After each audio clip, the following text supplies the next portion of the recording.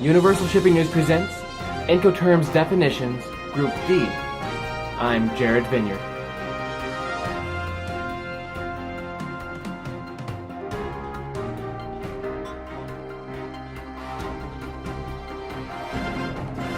In previous videos, we defined the Incoterms in groups E, F, and C. In this video, we define the Incoterms DAT, DAP, and DDP. All of these Incoterms in Group D apply to any mode of transport. Now let's get to those definitions. DAT, delivered at terminal. This term means that the seller covers all the costs of transport, export fees, carriage, insurance, and destination port charges, and assumes all risk until after the goods are unloaded at the terminal.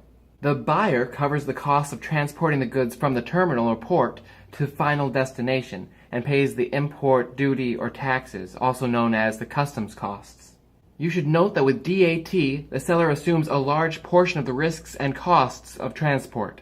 DAP, delivered at place. This term means that the seller pays all the costs of transportation, that again is export fees, carriage, insurance, and destination port charges, up to and including the delivery of the goods to the final destination. The buyer is responsible to pay only the import duty or taxes, those customs costs again.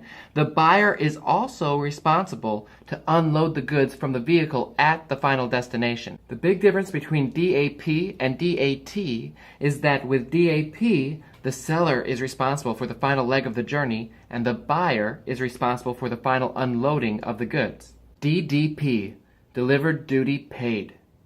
With DDP, the seller again assumes all the risks and costs of transport, but here the seller also pays any import customs or duty. The buyer has only to unload the goods at the final destination. Also known as the non-Incoterm free in store, or FIS, DDP represents the maximum responsibility for both costs and risk assumption from beginning to end for the seller. This arrangement is on the opposite end of the spectrum from XWorks, EXW, where the majority of the cost and risk assumption is on the shoulders of the buyer. For more on these Incoterms and all of the rest, go to universalcargo.com. This concludes our series defining Incoterms, but don't worry, we'll be back with more Universal Shipping news. So until next time, stay in ship shape.